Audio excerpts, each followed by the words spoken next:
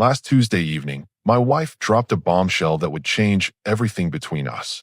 I was grilling burgers in our backyard when she approached with that look, you know the one, where someone's rehearsed what they're about to say. Honey, I've been thinking about us, about our relationship, and I have an idea that could really strengthen our bond. I flipped a burger and waited. After 8 years of marriage, I learned to let her finish her thoughts completely before responding. I think we should try polyamory. Multiple partners could actually strengthen our bond. The spatula stayed frozen in my hand for exactly 3 seconds. Did she really just suggest what I think she suggested? I turned to look at her, and she was standing there with this earnest expression, like she'd just proposed we try a new restaurant. You want to explain that a little more? I asked, keeping my voice level. She launched into what sounded like a prepared speech. I've been reading about it and talking with some friends. Traditional monogamy is actually quite limiting when you think about it. When we open ourselves to loving multiple people, it doesn't diminish what we have, it enhances it. I nodded slowly, letting her continue. Think about it this way. You don't love your parents less because you also love your siblings, right? Love isn't finite. And the passion, the excitement of meeting new people, experiencing new connections, that energy could actually revitalize what we have together. She was warming up now, clearly believing her own pitch. Plus, jealousy is really just a social construct. It's possessiveness disguised as love. If we can overcome that primitive emotion, we'll grow as individuals and as a couple. Some of the most enlightened people I know practice ethical non-monogamy. I turned off the grill and gave her my full attention. So you've really thought this through? Absolutely. I mean, we're both attractive, interesting people. Why should we limit ourselves to just each other for the rest of our lives? We could explore, grow, bring new experiences back to our relationship. Here's where it got interesting. I could see she expected me to argue, to get defensive, maybe even angry. Instead, I surprised her. You know what? That's actually a fascinating perspective. Her eyes lit up. Really? Sure. I mean, if love truly isn't finite like you said, and if exploring connections with other people can enhance what we have, then why wouldn't I be open to that? She seemed pleased, but also slightly caught off guard by my enthusiasm. The more I think about it, I continued, the more sense it makes. Why should we deny ourselves experiences that could help us grow? In fact, I'm already thinking about someone who might be interested. Now her expression shifted slightly. Oh, who? Well, there's this woman at work. We'll call her the accountant. We've had some really great conversations lately, and there's definitely chemistry there. She mentioned just last week how she finds married men more interesting because they're more emotionally mature. My wife's smile became a little more forced. That's great. I'm glad you're being so open-minded about this. I have to thank you, actually. I never would have thought to explore that connection if you hadn't opened my mind to these possibilities. She's beautiful, smart, and we have this intellectual connection that's really stimulating. I could see my wife processing this information, and something in her expression suggested this conversation wasn't going exactly as she'd planned. Well, I mean, we should probably establish some ground rules first, she said quickly. Ground rules? You know, just to make sure we're both comfortable. Maybe we should approve each other's potential partners first, and perhaps limit how often we see other people. I raised an eyebrow. But wouldn't that go against the whole philosophy you just explained? About not letting possessiveness and jealousy control us. She paused. I just think we should be thoughtful about how we approach this. Of course, and I appreciate how thoughtful you've already been. It's clear you've put a lot of consideration into this before bringing it to me. That shows real maturity. I grabbed the platter of burgers and headed toward the house. I'm actually excited to tell the accountant that we're moving forward with this. She's going to be thrilled. As I walked past my wife, I noticed she didn't look nearly as thrilled as I was about her brilliant idea. The next morning over coffee, my wife had clearly spent the night refining her strategy. She approached me with a notepad, an actual written list of what she called relationship boundaries for our polyamory journey. I thought it would be helpful if we established some structure, she said, setting the notepad between us on the kitchen table. I sipped my coffee and gestured for her to continue. First, I think we should limit outside encounters to once per week maximum. That way we're still prioritizing our primary relationship. Interesting, I said. What's the reasoning behind once per week? Seems arbitrary. She shifted in her chair. Well, we don't want to get too invested in other people. This is about exploration, not replacement. But yesterday you talked about love not being finite. If that's true, wouldn't artificial limitations actually work against the natural flow of these connections? Her pen tapped against the notepad. I just think structure is important. Fair enough. What else? Second, we should have veto power over each other's choices. If one of us is uncomfortable with the other person's selection, we should respect that. I leaned back. So you're saying that after all that talk about overcoming possessiveness and jealousy, we're going to let those exact emotions dictate who the other person can connect with? It's not about jealousy. It's about mutual respect. Right. But yesterday you said jealousy was just a primitive social construct. Are we embracing primitive social constructs now, or are we growing beyond them? She stared at her list for a moment. I think you're misunderstanding the nuance here. Help me understand then. Because the accountant and I have plans to grab lunch today, and I'd hate for any primitive social constructs to interfere with my personal growth. That got her attention. You already made plans? Well, yes. You opened this door yesterday, and I've been thinking about what you said all night. About not limiting ourselves, about exploring new connections. I texted her this morning, and she was incredibly enthusiastic about the opportunity. My wife's grip tightened on her pen. Don't you think you're moving a little fast? Fast? You've obviously been thinking about this for weeks, maybe months. You talked to friends about it, did reading, came to me with a fully formed philosophy. I'm just following your lead on embracing this lifestyle. But we haven't finished discussing the boundaries yet. True. What else is on your list? She looked down at her notepad, clearly struggling. Third, no overnight stays with other partners. We should always come home to each other. That makes sense from a practical standpoint. Though I have to say, the accountant did mention she loves weekend getaways. Something about how change of scenery enhances intimate connections. But you're right, boundaries are important. Weekend getaways? My wife's voice had climbed half an octave. Oh yes, she's apparently quite adventurous. Very open-minded about exploring different experiences. Actually, she reminds me a lot of you in that way. Progressive, unafraid to challenge conventional thinking. I could see my wife processing this, and it wasn't sitting well. Fourth, she continued, her voice more strained, we should check in with each other regularly about how this is affecting our relationship. Absolutely. Communication is key. In fact, I should probably mention that the accountant and I have been having some pretty deep conversations about relationship philosophy. She's actually the one who got me thinking about how traditional monogamy might be holding people back. My wife set down her pen. She's been talking to you about our relationship? Well, not specifically about us. More about the general limitations of conventional marriage structures. She's quite insightful, actually. Very well read on alternative relationship models. How long have you two been having these conversations? A few weeks now. What? And you never mentioned them to me? I paused, coffee cup halfway to my lips. Should I have? I mean, yesterday you encouraged me to be open to new connections and experiences. These conversations have been part of my growth process. She was quiet for a long moment, staring at her list of rules. Look, I said, leaning forward. I want you to know how much I appreciate you bringing this to me. It takes courage to challenge social norms and pursue personal growth. The fact that you're willing to question everything we've been taught about love and relationships shows real intellectual maturity.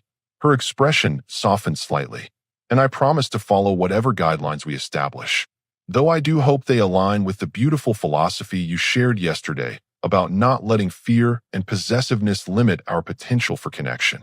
She looked at her notepad again, then slowly closed it. Maybe we should take this one step at a time, she said quietly. Of course, whatever pace feels right for both of us. Though I should mention, the accountant is expecting an answer about lunch today. Over the next 2 weeks, I embraced my wife's polyamory philosophy with what she was starting to call excessive enthusiasm. Every few days, I'd mention another lunch, coffee meeting, or evening conversation with my new friend from accounting. How was your day? Became a loaded question in our house. Really good, actually. Had that coffee with the accountant I mentioned.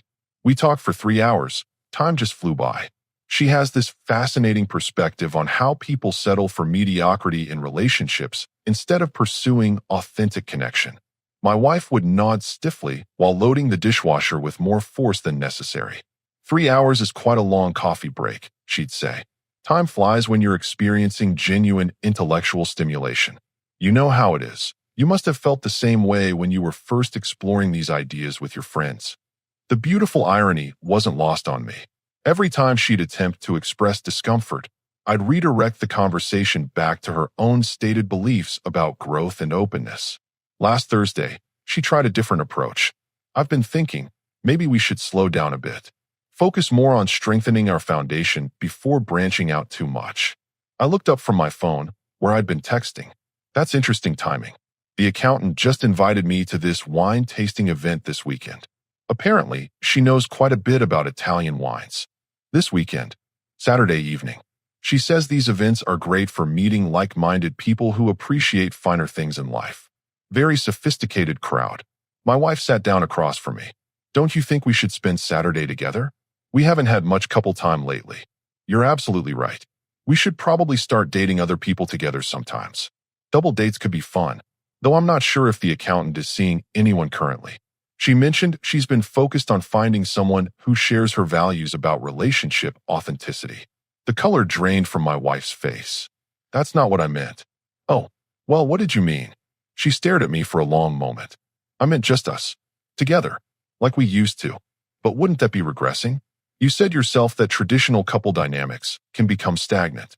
This wine tasting sounds like exactly the kind of enriching experience that could bring new energy to our relationship. How is you going to a wine tasting with another woman going to bring energy to our relationship? Through the personal growth I'll experience, the new perspectives I'll gain, the confidence that comes from expanding my social circle. All of that makes me a more interesting partner for you. She was quiet for several minutes.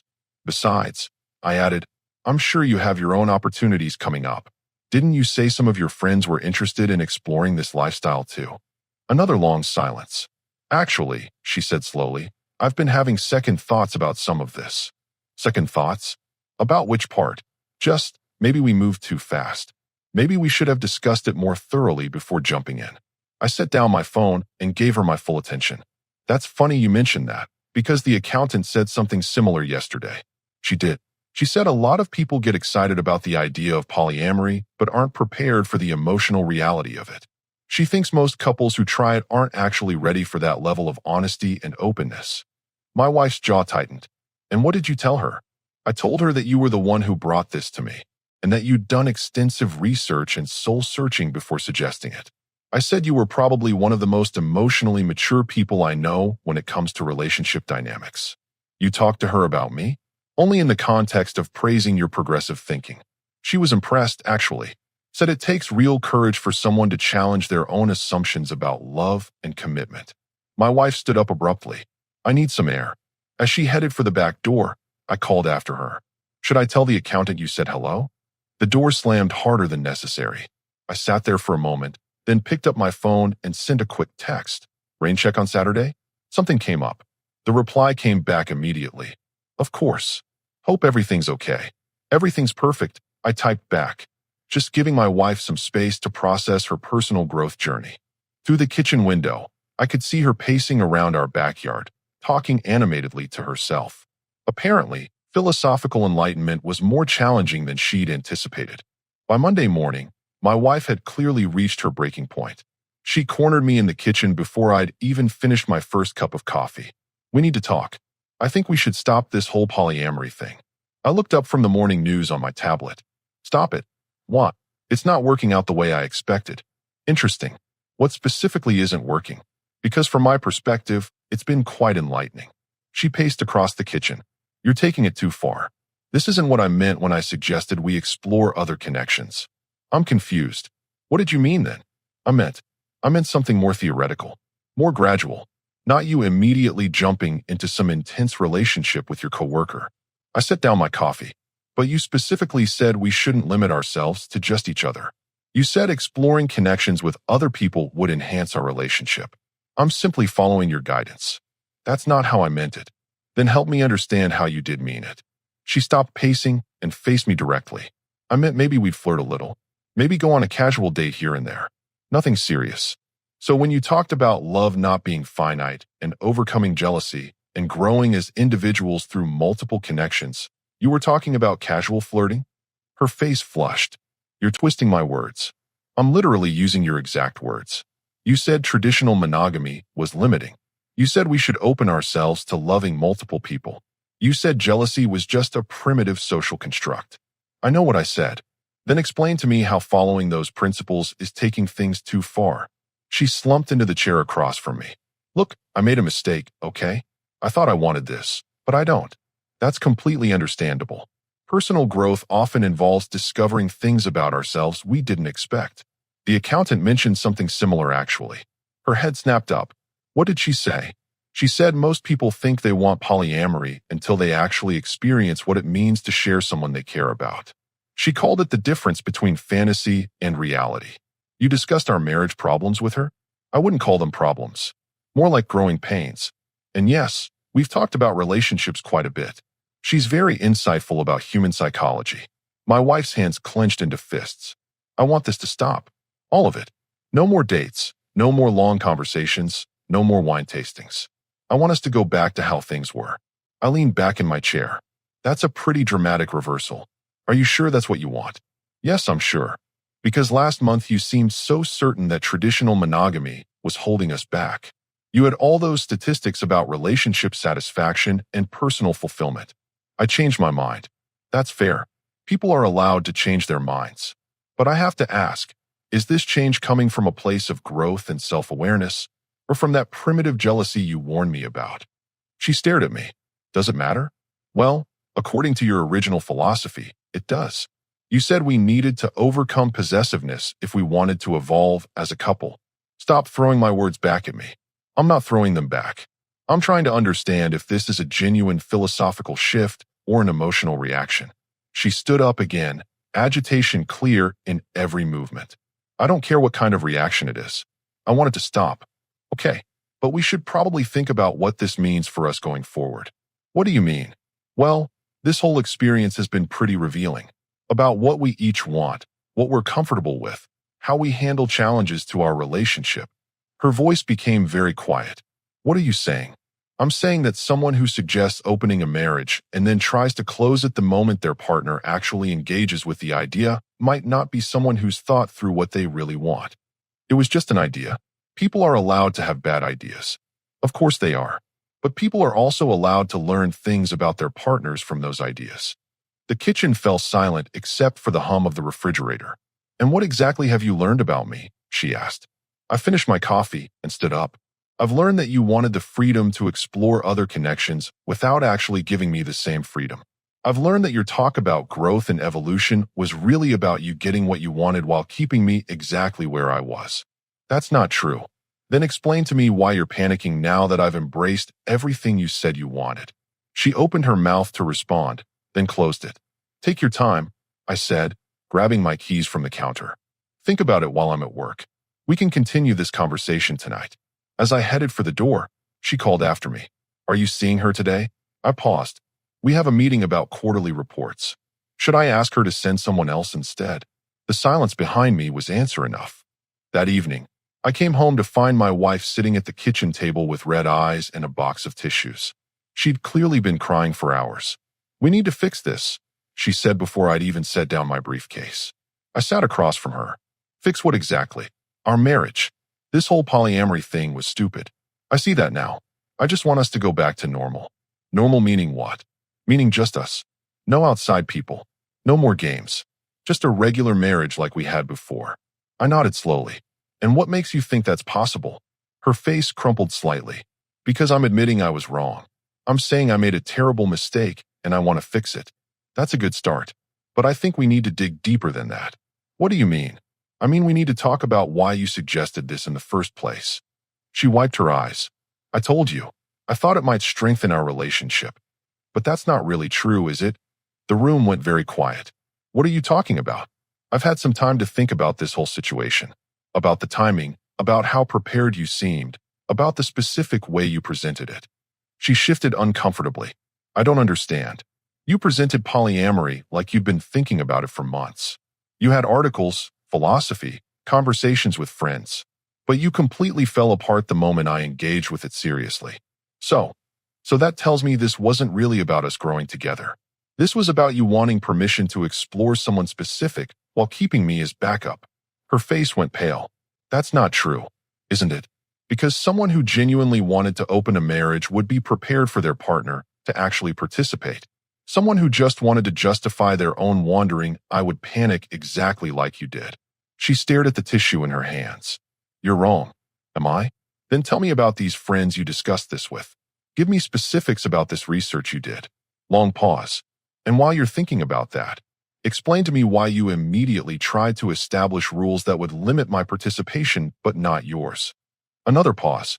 Actually, let me save you the trouble. I think you met someone who sparked your interest, and instead of dealing with that honestly, you decided to reframe marital exploration as some kind of enlightened philosophy. She looked up at me with tears starting again. Even if that were true, I realize now that it was wrong. I want to make it right. By going back to pretending nothing happened, by focusing on us, by working on our marriage. I leaned forward. But here's the thing. I don't want to work on a marriage with someone who tries to manipulate situations to get what they want while denying me the same opportunities. I wasn't trying to manipulate anything. You literally suggested polyamory and then tried to establish rules that would favor you. When I embraced your philosophy, you panicked and tried to shut it down. If that's not manipulation, what would you call it? She was crying harder now. I call it making a mistake. People make mistakes. You're right, people do make mistakes. But this wasn't a mistake. This was calculated. And the fact that you're sitting here trying to frame it as some innocent error tells me you still don't understand what you actually did. Then tell me what I did. You tried to have your cake and eat it too. You wanted the freedom to explore other connections while keeping me locked down and available. When that didn't work, you tried emotional manipulation to get me back in line. She sobbed into her hands. What do you want me to say? I want you to be honest. With me and with yourself. Several minutes passed while she cried. Finally, she looked up. There was someone, she whispered. I know. But nothing happened. I swear nothing physical happened. That's not really the point. Then what is the point? The point is that instead of talking to me about feeling disconnected or attracted to someone else, you concocted this elaborate philosophical justification to get what you wanted. I thought if I could make it seem like growth dash. You thought you could manipulate me into giving you permission to cheat while making it seem like my idea. She nodded miserably. And now that it backfired, you want to pretend it never happened and go back to business as usual. Yes, she whispered. I sat back in my chair. Well, at least now we're being honest. She looked up hopefully. Does that mean you'll forgive me? Can we try to fix this? I was quiet for a long moment, watching her expectant face. I appreciate the honesty, I said finally. But I don't think I can be married to someone who handles relationship problems by trying to manipulate me. Her hope crumbled. What are you saying? I'm saying this whole experience taught me something important about who you are when you don't get what you want. The next morning, my wife tried one final strategy. She'd apparently spent the entire night crafting what she probably thought was the perfect apology. I've been thinking all night about what you said, she began over breakfast. You're absolutely right about everything. I was selfish, I was manipulative, and I handled this terribly. I continued eating my eggs, letting her talk. But people can change. I can change. What I did was wrong, but it doesn't have to define our entire future together. She sat down across from me with her own untouched plate. We've been together 8 years. We've built a life together. Doesn't that count for something? Shouldn't we at least try counseling before giving up completely? I looked up at her. You think this is about giving up? Isn't it? No. This is about recognizing incompatibility. Her face fell. We're not incompatible. We just had a rough patch. A rough patch is disagreeing about money or having different opinions about where to spend holidays. What you did reveals something fundamental about how you approach problems and how you view our partnership. One mistake doesn't define who I am. This wasn't one mistake. This was a series of calculated decisions. You felt attracted to someone else. Instead of discussing it with me, you researched polyamory as a solution. You presented it as being about our growth when it was really about your desires. When I participated genuinely, you tried to control and limit my involvement. When that failed, you attempted to manipulate me emotionally. And even now, you're trying to minimize what happened by calling it a mistake. She stared at her plate. So there's nothing I can do to fix this? You can start by acknowledging what actually happened instead of trying to reframe it. Fine. I wanted to have an affair, and I tried to trick you into allowing it. Is that what you want to hear? I want to hear the truth. But more importantly, I want to be with someone who doesn't need to be coached into telling it. The kitchen fell silent except for the sound of traffic outside. So what happens now? She asked quietly. Now I contact my lawyer and we figure out how to divide our assets fairly. Her head snapped up. You've already talked to a lawyer? I made some calls yesterday. Seemed prudent given the circumstances. You didn't even give me a chance to make this right. You had 8 years to build a foundation of trust and honesty. You chose to undermine that foundation the moment you wanted something I might not approve of. She started crying again. This is so unfair. People make mistakes in marriages all the time. You're right, they do. But most people don't dress up their mistakes as enlightened philosophy and try to manipulate their spouse into going along with them. I said I was sorry, and I heard you. But sorry doesn't change what this experience revealed about your character. She wiped her eyes. What about the accountant? Are you going to be with her now? I almost smiled at that. There is no romantic relationship with the accountant. There never was. What? We're colleagues who occasionally discuss work projects. The deep philosophical conversations about polyamory? I made most of that up. Her mouth fell open. You lied to me. I used your own strategy against you. I let you believe what you needed to believe to see how you'd react when faced with the reality of your own proposal. That's manipulative. Yes, it is. The difference is I was testing whether you actually believed the philosophy you were preaching. You were using philosophy to justify getting what you wanted while denying me the same. She sat there processing this information. The irony is, I continued, if you'd just been honest from the beginning about feeling attracted to someone else, we might have worked through it. Couples deal with attraction to other people all the time, but instead, you chose deception and manipulation. So this whole thing was just you proving a point? This whole thing was you revealing who you really are when you think you can get away with something. I finished my breakfast and stood up. The lawyer said we can handle this fairly quickly since we don't have kids and our finances are relatively simple. I'll be staying at a hotel for now while we sort out the details. Wait, she said, panic creeping into her voice. Can we at least talk about this more? Maybe take some time to think. I've thought about it plenty. The person I married wouldn't have done what you did, which means either you've changed or I never really knew you in the first place. Either way, I'm not interested in spending more years trying to figure out which one it is. I grabbed my keys and headed for the door. Where are you going? To work. And then to start figuring out what my life looks like with someone who values honesty over manipulation.